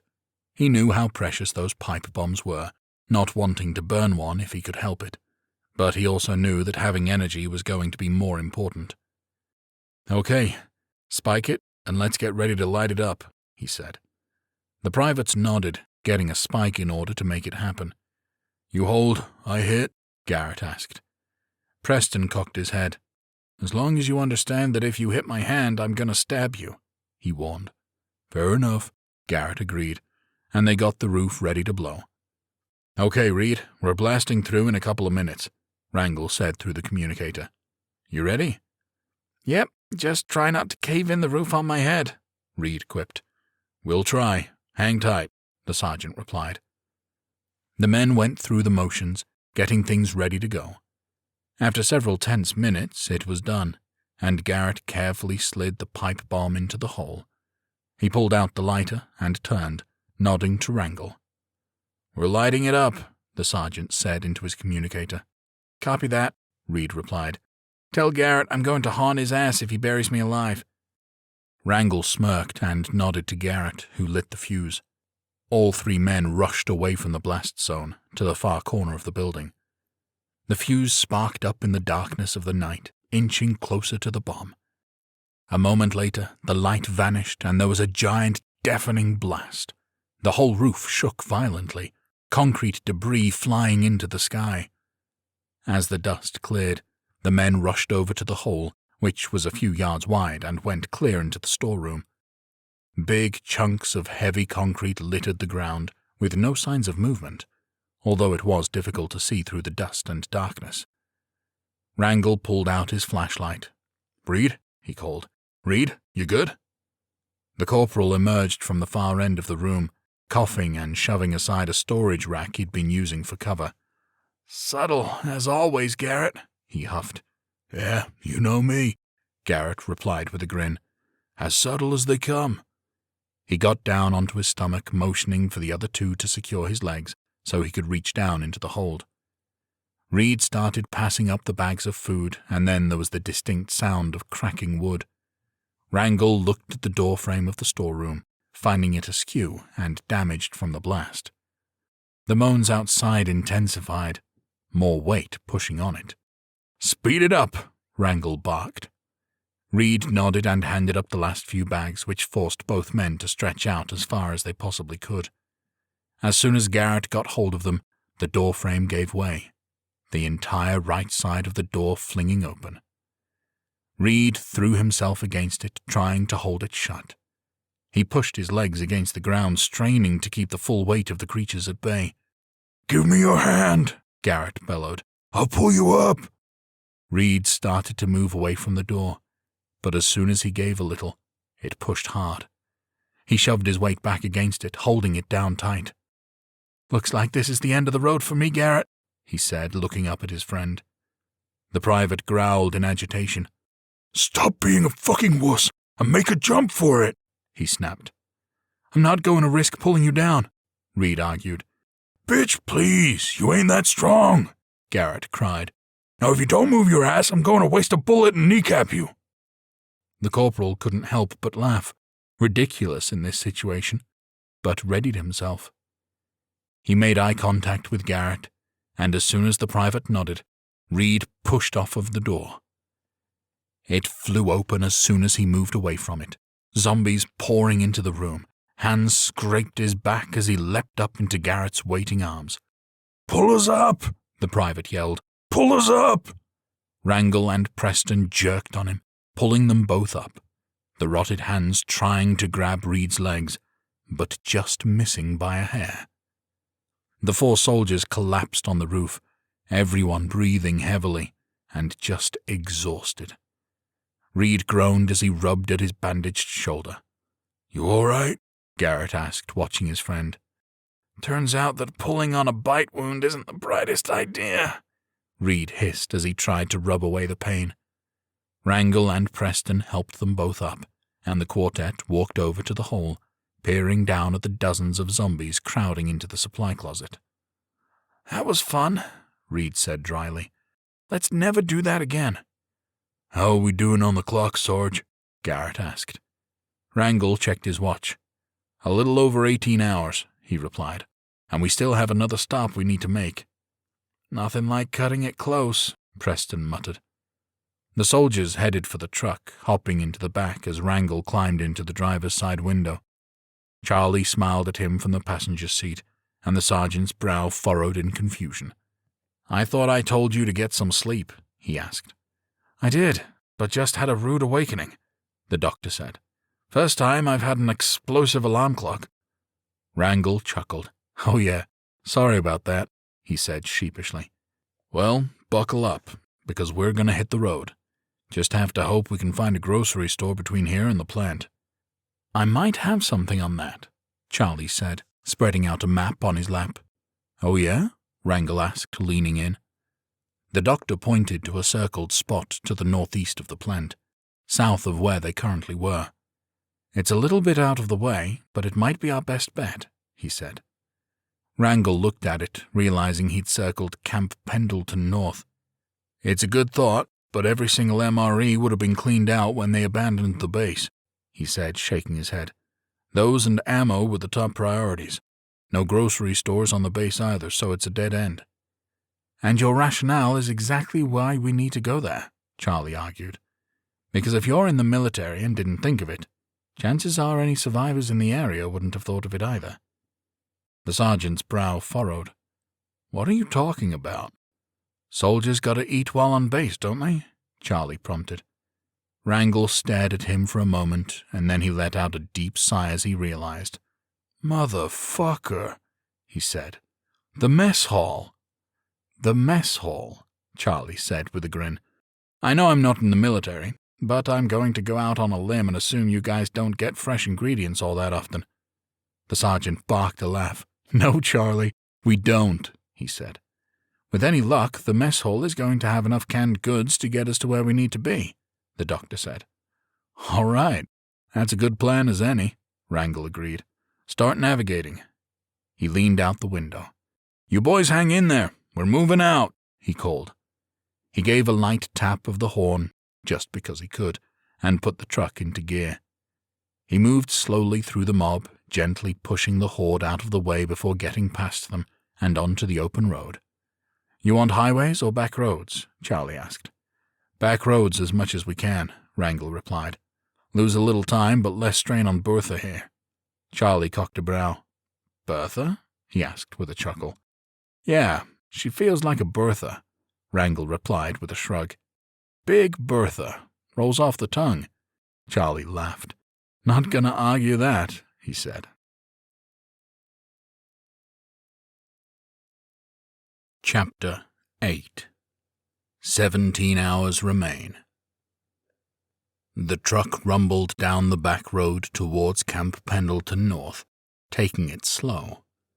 While there wasn't much of a zombie threat on them, the roads were narrow, and with a truck this size, it would be a lot easier to run off of the road. Charlie flicked on his flashlight, keeping track of where they were. About how much further? Wrangle asked. Can't be more than a couple of miles, Charlie replied. How are we doing on fuel? Wrangle glanced at the gauge, finding it about a third of the way full. Once we leave here, how far is it to the nuclear plant? The drive had taken its toll on the gas tank, and the sergeant couldn't help but worry a bit.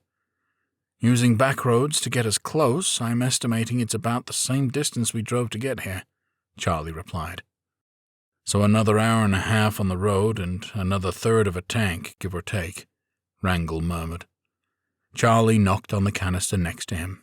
Still got a few gallons in here too, he reminded him. I think we'll make it. Probably not getting much further, but we don't need to anyway. We should be okay. Let's hope so, the sergeant said dryly, because even though it's a nice night, I'm not sure I want to walk. Hell, even without the zombies, I don't want to walk, Charlie quipped. I feel like I've gotten my exercise for the entire year with this excursion. Wrangle smirked, shaking his head, and then spotted the sign for Camp Pendleton North, about a mile up. Okay, boys, be ready up there, he said into his communicator. No clue what to expect on base. We'll be ready, Garrett replied. The truck crested a hill, looking down onto the base, the moonlight illuminating it partially. As they slowly rolled towards it, the men in the cab studied the area, looking for movement. Charlie looking through the night vision scope. You see anything? Wrangle asked. Charlie scanned the area as best he could, which was difficult with the movement of the truck. Not seeing much of anything, Sergeant, he admitted. Maybe we got lucky, Wrangle said. Maybe, Charlie murmured. They continued towards the base, which had a secure fence around it. There were a few straggler zombies on the road near the entrance, which had been busted open. Wrangle sped up just a bit to plow right through them with ease. Any idea where the mess hall is? Charlie asked. Wrangle tilted his head back and forth. Probably a central location, he replied. Keep your eyes peeled for a sign. He drove slowly through the base, which looked like it had seen better days. A couple of buildings had been burnt out, others completely ransacked with doors wide open and windows busted out. This is not looking promising, Wrangle muttered. The front gates were busted outwards, not inwards, Charlie pointed out. This could be the aftermath of people trying to get out, not looters trying to get in. The sergeant sighed, unconvinced. Yeah, maybe. He trailed off. They drove slowly through the base until finally Charlie spotted the sign for the mess hall. Next right, he said. Wrangle made the turn, driving up to the next row of buildings, seeing that they were in better shape than the ones they'd passed, which gave him a bit of hope. There were only a handful of zombies spread out, none within 20 yards of one another. Finally they found the mess hall, and Wrangle stopped the truck. It was a single-story building that looked relatively untouched. The windows were mostly intact, save for one near the front set of double doors, which were closed. Wrangle turned off the truck and opened his door. You wait here until I tell you otherwise, he said firmly. Charlie nodded. You got it, he said. Wrangle got out, and the soldiers from up top began climbing down. They landed on the ground, drawing their knives and surveying the area for trouble. They could only see a small smattering of ghouls slowly shambling their way. Reed, Preston, keep an eye on them, the sergeant instructed. Garrett, let's see what we got inside. Wrangle and Garrett walked over to the building, flashlights out. They went over to the broken window, shining the lights inside. There were a few creatures in there that immediately became agitated by the light, moaning and shambling towards them, all dressed in military gear. "Get the door," Wrangle said. Garrett nodded and pulled on it, amazed to find it unlocked. Wrangle came in and joined him, the two entering the building with flashlights and blades at the ready. They moved quickly towards their foes, stabbing and dispatching them. In a matter of moments, the main room of the eating hall fell silent. Wrangle let out a half-whistle, trying to get the attention of anything else that might be in there with them. There was no response. "Looks like it's a free lunch," Garrett said. "Let's hope they left us something in the pantry," Wrangle replied. Garrett sighed. "Good point," he agreed. They walked back to the kitchen, where a few corpses lay strewn about, all in military fatigues. A few had bloody mouths, while others were missing chunks of flesh from their bodies. "Doesn't look like anybody had a good day in here," Garrett murmured. There were a few pots on the stovetop, filled with rotten food. Wrangle motioned for Garrett to follow him to the back storeroom. They paused out front, listening carefully inside, but hearing nothing. They backed up, and Garrett opened the door, shining a light inside. Both soldiers found smiles on their faces as they surveyed the pantry. "About damn time something went right for us," Garrett said. Wrangle nodded, clapping him on the back. "Just need to find some bags," he said. The pantry was lined with several industrial-sized boxes of canned goods. They were mostly staples like pasta and oatmeal, but what it lacked in fanciness, it more than made up for in quantity. The duo spent several minutes loading up on as much stuff as they could carry. They picked up the canvas duffel bags, and Garrett groaned under the weight of his. "Don't tell me that's too heavy for you," Wrangle scoffed. "Me? Hell no," Garrett quipped, straightening a bit. "Charlie, though. Pretty sure this bag weighs more than he does." The sergeant shook his head. "He's gonna have to suck it up if he wants to eat," he said. Both men laughed as they finished packing up, and finally, after several minutes, they were heading back outside with the bags. Reed and Preston stood by the door, a few corpses in the distance on the ground. The corporal looked both ways and then turned around, blinking at the sheer amount of bags on the ground. "Looks like you boys hit the mother lode," he said, letting out a low whistle. Garrett shrugged. "Yeah, if you like oatmeal and pasta," he said. "I like it better than starving," Preston assured him. Garrett rolled his eyes. "We'll see if you have that same attitude 2 weeks from now," he drawled. Wrangle checked his watch. "We're shoving off in 30, he said. "Grab some grub, hit the facilities, do whatever you need to do, because this is the last stretch before the shitstorm."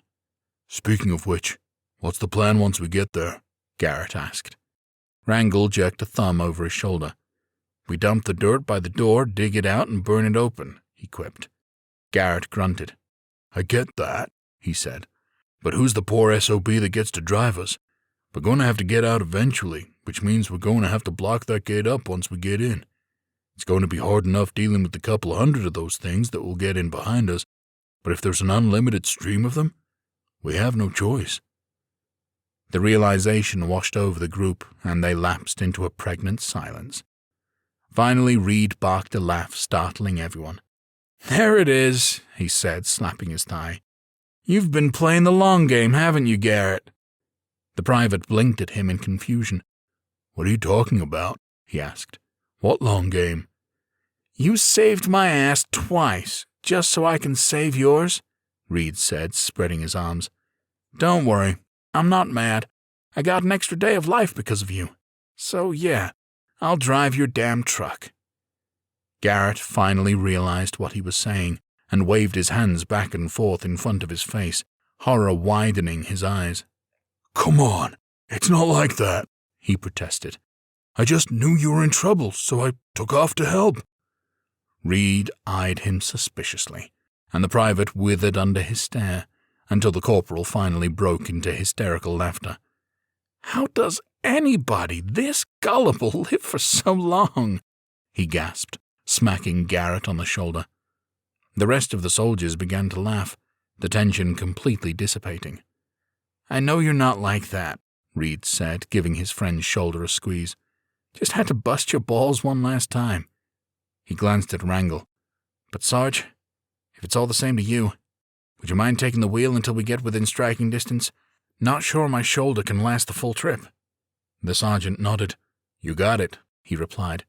If you want shotgun, I can kick Charlie out. Reed sighed, shaking his head. Nah, I'm going to stretch out and look at the stars, he said wistfully. All right, Wrangle said, a pang in his gut at the time running out between him and his corporal. We're out in 30. Chapter 9.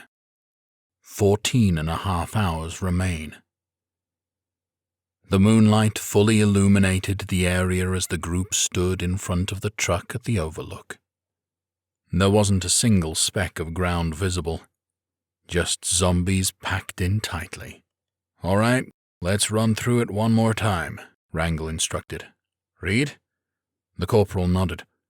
I'm going to drive you into the complex, back the truck up and dump the dirt at the entrance while you guys stand on the top of the truck, he said. Once it's down, you four will walk on the top edge of the back before jumping down to the dirt pile. Once clear, I will heroically sacrifice myself by parking this big bitch by the entrance. He batted his eyelashes and pressed a hand against his chest, thereby preventing any more zombies from getting into the facility and giving you a path to escape in a month or so. Wrangle nodded, ignoring the cheeky way it was delivered. Preston, he said.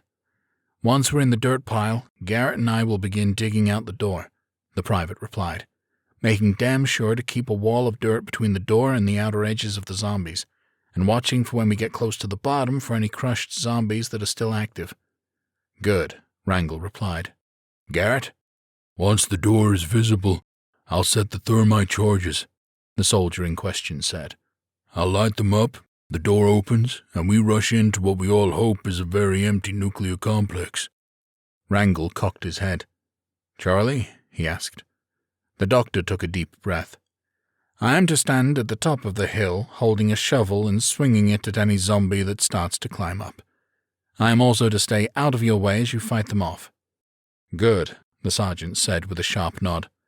And Preston, once you get that door dug out, I'm going to need help on the hill. Those things are going to be coming up, so we're going to have to hold them at bay. I'll be up there before you know it, Sarge, Preston promised. All right, let's get loaded up, Wrangle said.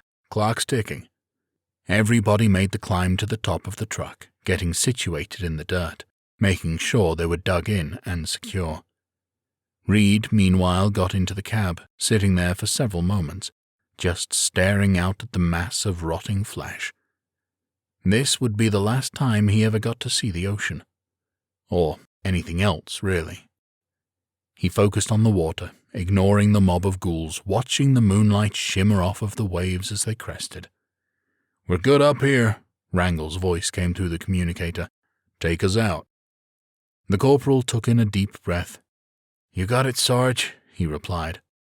He started up the truck, rubbing at his bite and wincing in pain as he let the vehicle idle for a moment, checking the fuel gauge.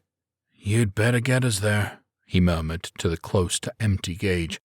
Not going through all this, getting this close for you to crap out on us. He put the truck in gear and hit the gas, the vehicle lurching forward as he headed out down the road. It was about a mile drive to the turn, which would take them across the interstate and into the mob of zombies. The headlights shone brightly as he made the turn. Here we go, he said into the communicator. You better hang on up there. Copy that, came Wrangle's reply. Reed hit the gas, picking up speed as they approached the mob. The impact was violent as the front end of the vehicle tore through the throng of zombies, crushing them under the weight of the giant wheels and smacking down the ones directly in front. The speed, combined with the weight of the giant dump truck, was enough to carry them 50 yards into the pack before they really began slowing down. Once they did, it became a bit of a slog to push through them. Don't you die on me, he chanted. Don't you die on me. He let off the gas a bit, not wanting to burn the motor out, keeping the speed up enough that they were able to keep moving through the mob. Within a minute of the push, they reached the underpass. Reed looked up at the never-ending stream of zombies on the interstate and on the bridge. He breathed a sigh of relief when his headlights reflected off of the fencing that lined the bridge.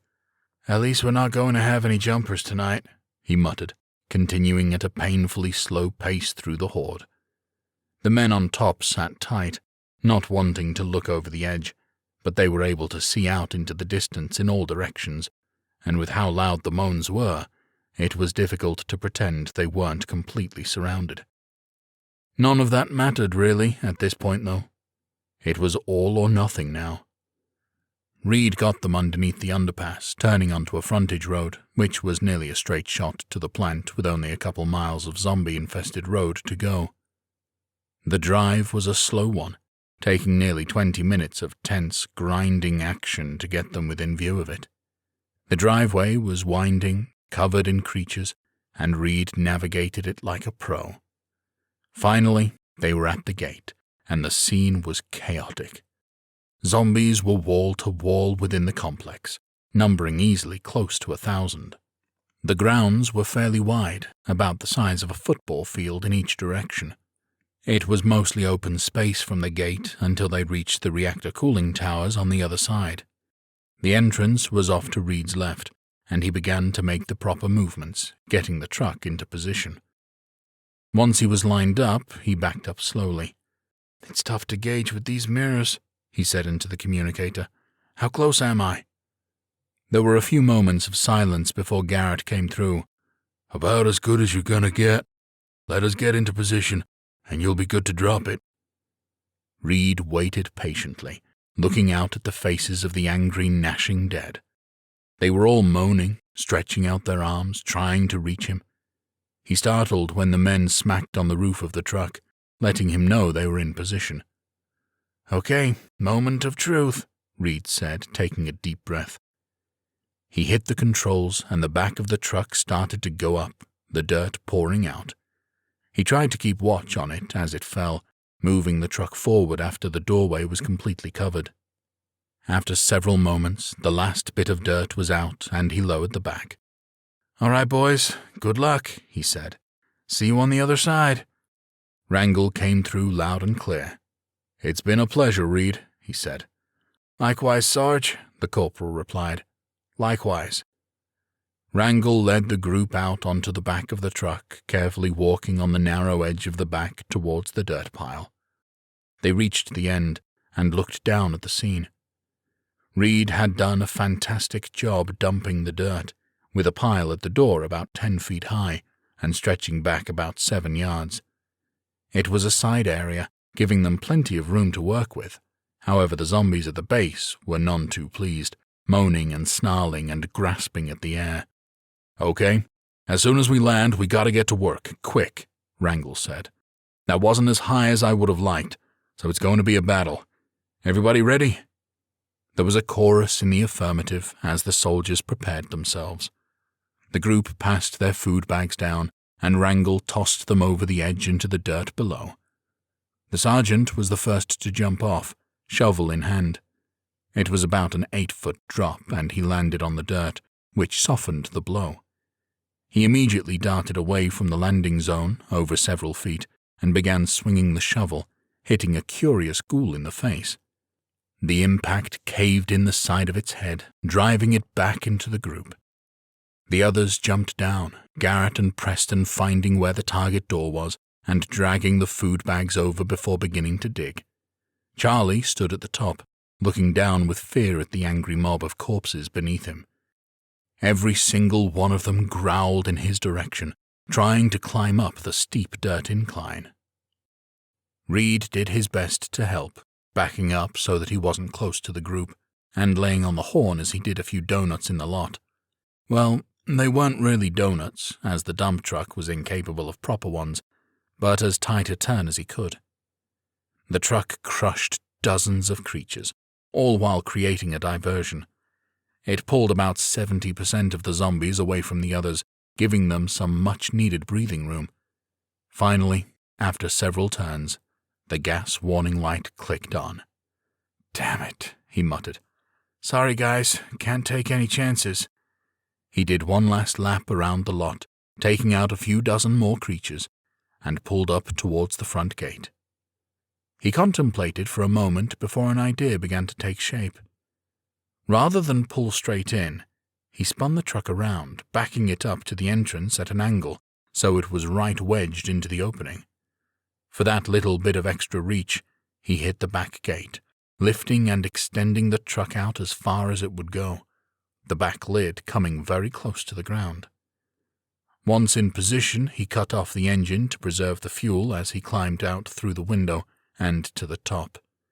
He looked out to the driver's side, finding there was just enough space for a single zombie to get through. He pulled out his handgun and checked the ammunition. 8 shots, he muttered, and pulled one out, pocketing it. Save one for later. He loaded the other 7 into the mag and back into the gun, taking aim at the zombie that was a little wedged in between the truck and the gate. He fired, managing to hit the ghoul right between the eyes.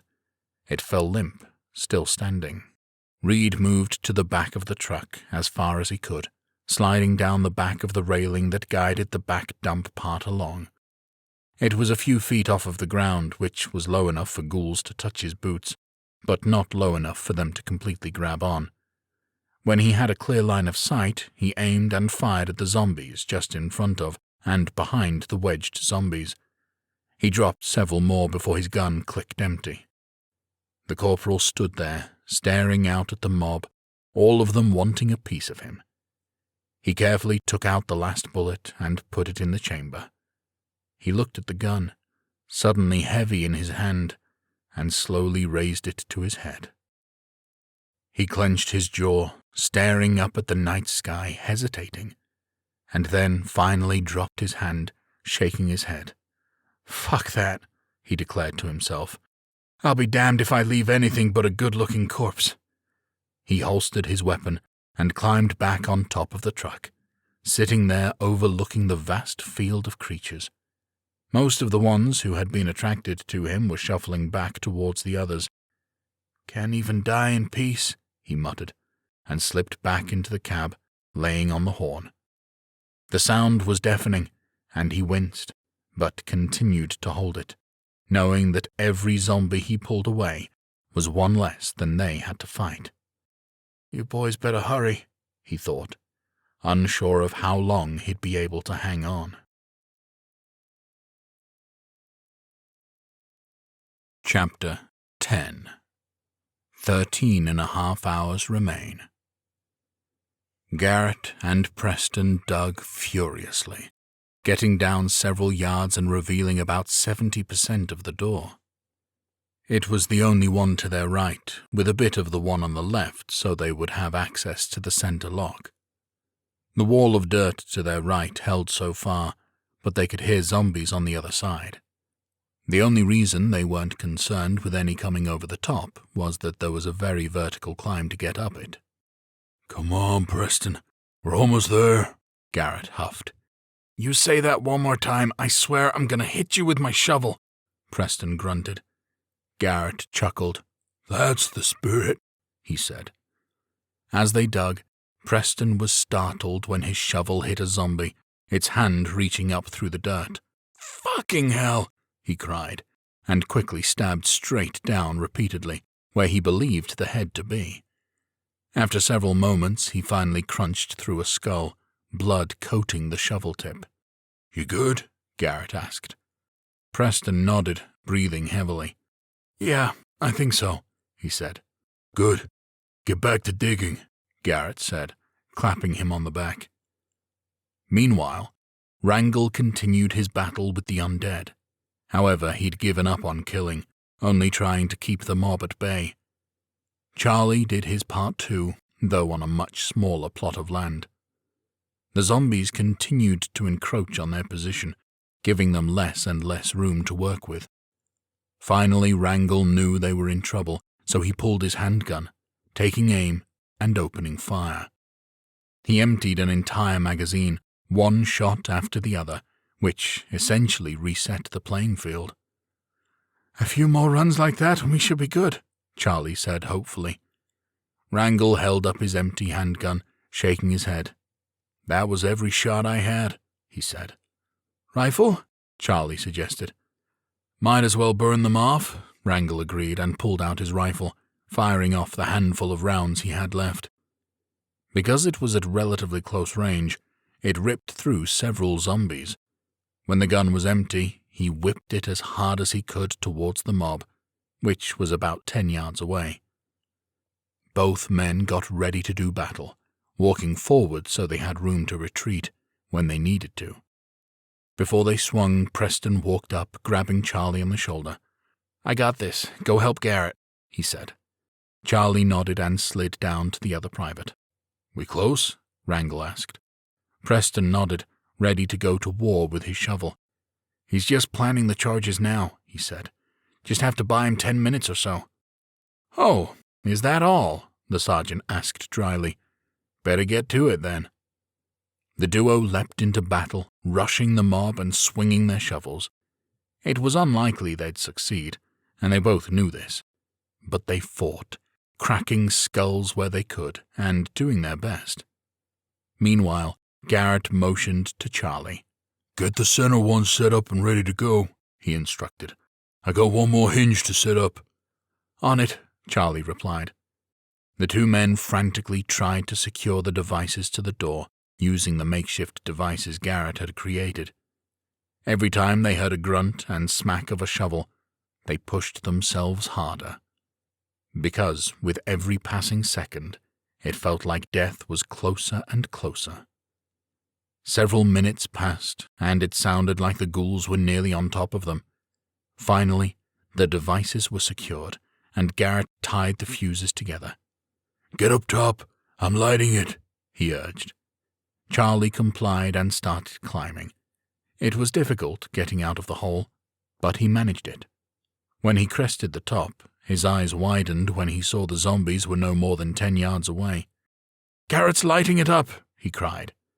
Preston pulled out his rifle and opened fire, pushing the mob back a little bit to give them some breathing room. Garrett emerged from the bottom, rolling away from the opening. Fire in the hole, he barked. A moment later, the entire area flashed with bright light.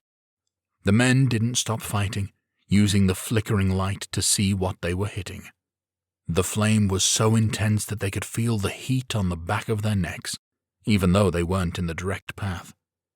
Finally, after several tense moments, the light went dim, and Garrett pulled out his flashlight, rolling back to the hole they'd dug.